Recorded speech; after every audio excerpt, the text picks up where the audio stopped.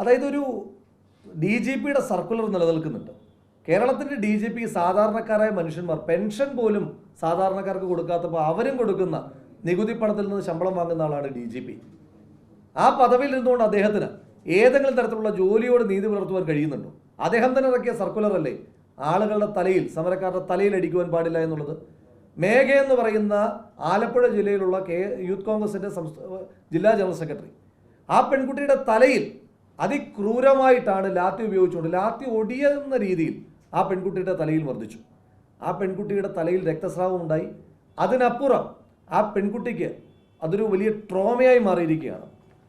വലിയ ജീവിത സാഹചര്യമൊന്നുമില്ലാത്ത വളരെ പാർശ്വവൽക്കരിക്കപ്പെട്ടൊരു ചുറ്റുപാടിൽ നിന്ന് വരുന്ന പെൺകുട്ടി ഈ പല ആളുകളുടെ സഹായത്തോടു കൂടി 25 ലക്ഷം രൂപയോളം വരുന്നൊരു ബാങ്ക് വായ്പ എടുത്ത് ഒരു സ്വയം തൊഴിൽ നടത്തുവാൻ വേണ്ടിയിട്ടൊരു സംരംഭം ആരംഭിച്ചു.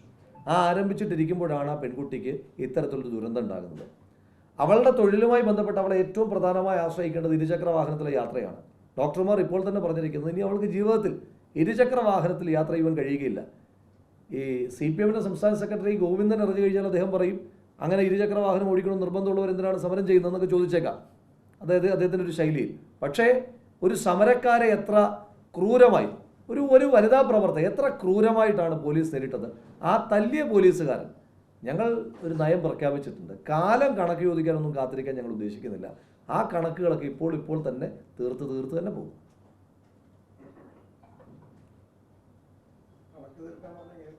അത് കൃത്യമായി പറഞ്ഞല്ലോ. തൽക്കാലം നിയമം കയ്യിലെടുക്കാൻ ഉദ്ദേശിക്കുന്നില്ല.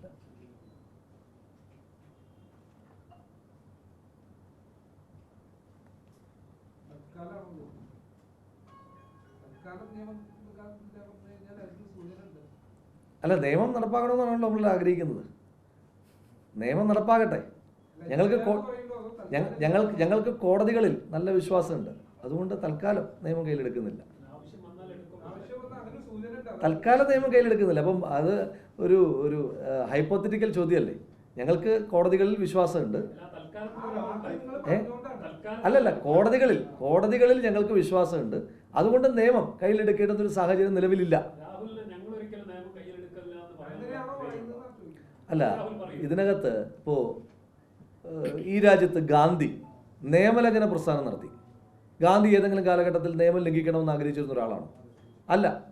എന്തുകൊണ്ടാണ് നിയമലംഘന പ്രസ്ഥാനത്തിന് ഗാന്ധിയെ പോലെ എല്ലാ കാലത്തും നിയമവാഴ്ചകളെ അനുസരിക്കുകയും നിയമവാഴ്ചകളെ ഉൾക്കൊള്ളുകയും ചെയ്യുന്ന ഒരു മനുഷ്യന് പോലും, ഒരു സാത്വികനായ മനുഷ്യൻ, ആ മനുഷ്യന് പോലും നിയമലംഘന പ്രസ്ഥാനം പ്രഖ്യാപിക്കപ്പെടേണ്ടി വന്നത് എന്തുകൊണ്ടാണ്?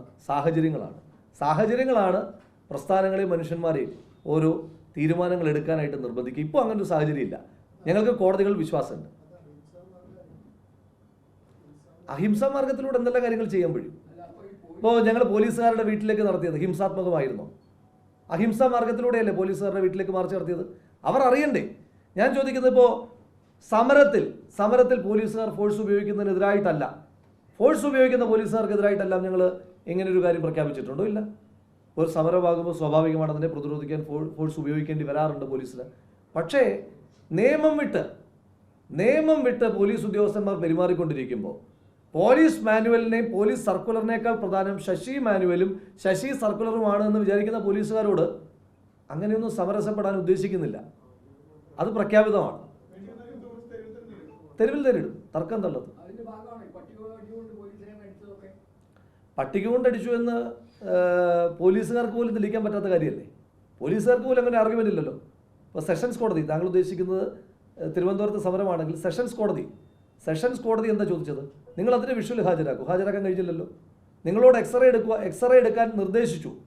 ഒരു പോലീസുകാരൻ്റെ കൈക്ക് പരിക്ക് പറ്റി എന്നാണ് അവരുടെ വാദം. സെഷൻസ് കോടതി ചോദിച്ചു, നിങ്ങൾ ആ എക്സ്റേ എടുക്കാൻ ശുപാർശ ചെയ്ത് തന്നെ കത്തുമായിട്ട് വന്നു, ആ എക്സ്റേ ഒന്ന് കൊണ്ടുവരൂ എന്ന് പറഞ്ഞിട്ട് പ്രോസിക്യൂഷൻ ഇപ്പോഴും ആ ഫിലിം കിട്ടിയിട്ടില്ല. അതേ ഫിലിമായിട്ട് വരട്ടെ. അല്ല, കയ്യിൽ മരവടികളല്ലല്ലോ. മരവടികളുമായിട്ടൊന്നും ആ സമരത്തിന് നേതൃത്വം കൊടുത്ത ഒരാളാണ് ഞാൻ. കയ്യിൽ മരവടികളുമായിട്ടല്ല ഞങ്ങൾ വന്നത്. ഞങ്ങൾ സമരം തുടങ്ങുമ്പോൾ ഞങ്ങളുടെ കയ്യിൽ ആകെയുള്ള ആയുധം ഞങ്ങളുടെ കൊടിയാണ്. അതാണ് ഞങ്ങളുടെ ഏറ്റവും വലിയ ആയുധം. ഞങ്ങളുടെ പ്രസ്ഥാനത്തിൻ്റെ പതാകയാണ് ഞങ്ങളുടെ ആയുധം. അല്ല പറയട്ടെ, അത് കഴിഞ്ഞിട്ട് എന്താ സംഭവിച്ചത്? നിങ്ങൾ കേട്ടിട്ടുണ്ടോ? ഈ അഭിനവ ദുശാസനന്മാരെ പോലെ പോലീസ് ഉദ്യോഗസ്ഥന്മാർ വ്യാപകമായി വനിതാ പ്രവർത്തകരുടെ വസ്ത്രം വലിച്ചു കീറുക ഒറ്റപ്പെട്ട സംഭവമാണ്. തിരുവനന്തപുരത്ത് സെക്രട്ടേറിയറ്റ് മാർച്ചിൽ ഷിബിന എന്ന് പറയുന്ന സംസ്ഥാന യൂത്ത് കോൺഗ്രസ് കമ്മിറ്റിയുടെ ഉപാധ്യക്ഷ അവളുടെ ചുരിദാർ വലിച്ചു കീറാണ്. അവിടെ വെച്ച് അവസാനിച്ചോ? ആലപ്പുഴയിലെ സമരത്തിന് സംസ്ഥാന യൂത്ത് കോൺഗ്രസ് കമ്മിറ്റിയുടെ മറ്റൊരു ഉപാധ്യക്ഷ അരിതയുടെ വസ്ത്രം വലിച്ചു കീറാണ്. കണ്ണൂരിൽ സമരം നടത്തുമ്പോൾ റിയ എന്ന് പറയുന്ന പെൺകുട്ടിയുടെ മുടിയുമേ ചവിട്ടുകയാണ്. അങ്ങനെയൊക്കെ ചെയ്യുന്ന പോലീസ് ഉദ്യോഗസ്ഥരോട് തൽക്കാലം നന്നായി തന്നെ നേരിടുക. കാരണം ഞങ്ങളുടെ പെങ്ങന്മാരാണ്, ഞങ്ങളുടെ പെങ്ങന്മാരാണ്. അത്തരത്തിലുള്ള പോലീസുകാരെ ഞങ്ങൾ പ്രതിരോധിക്കും. അതിൻ്റെ പേരിൽ നിങ്ങൾക്ക് ഇഷ്ടമുള്ള പേര് കൊടുക്കാം. ഞങ്ങൾ അതിന് കൊടുക്കുന്ന പേര് ഞങ്ങളുടെ പെങ്ങന്മാരെ ആക്രമിക്കാൻ വരുമ്പോൾ പ്രതിരോധിക്കുക എന്നുള്ളതാണ്. അതിന് ഇഷ്ടമുള്ള പേര് കൊടുത്തു. അതിനകത്ത് ഒരു പശ്ചാത്താപവുമില്ല. മരവടിയൊന്നും ഞങ്ങൾ എടുത്തിട്ടില്ല. ഞങ്ങളുടെ കൂട്ടത്തിലുള്ള ആളുകൾ അമിതമായി ആക്രമിക്കപ്പെടുമ്പോൾ അവിടെ ഉണ്ടായിരുന്ന ഫ്ലെക്സ് ബോർഡുകൾ, കോടതി തന്നെ പറഞ്ഞിട്ടുണ്ടല്ലോ, ഫ്ലെക്സ് ബോർഡുകൾ അത് വെച്ചിട്ടൊക്കെയാണ് എടുക്കുന്നത്. പ്രതിരോധിക്കണ്ടേ? മനുഷ്യന്മാരല്ലേ? പോലീസ് ഇങ്ങനെ ചെയ്യാൻ പാടുണ്ടോ? തലക്കടിക്കാൻ ഏത് പോലീസുകാരുടെ റൈറ്റ് ഉള്ളത്? പോലീസ് നിയമം വിട്ട് പെരുമാറിയാൽ ഞങ്ങൾക്കും പ്രതിരോധിക്കേണ്ടി വരും. നിയമപരമായി പോലീസ് പെരുമാറിയാൽ ഞങ്ങൾ പ്രതിരോധിക്കില്ല, നിയമത്തെ അനുസരിക്കും. അതാണ് കൃത്യമായി പറഞ്ഞത്. ഞങ്ങളുടെ പെങ്ങന്മാരുടെ വസ്ത്രത്തിൽ തൊട്ടാൽ ഞങ്ങൾ ചോദിക്കും, പ്രതിരോധിക്കും. അതിനിനിയും ഏതെല്ലാം ഓഡിറ്റ് ഉണ്ടായാലും, ഏതെല്ലാം വിചാരണകൾ ഉണ്ടായാലും, എന്ത് നടപടി ഉണ്ടായാലും ഞങ്ങൾ പ്രതിരോധിക്കും.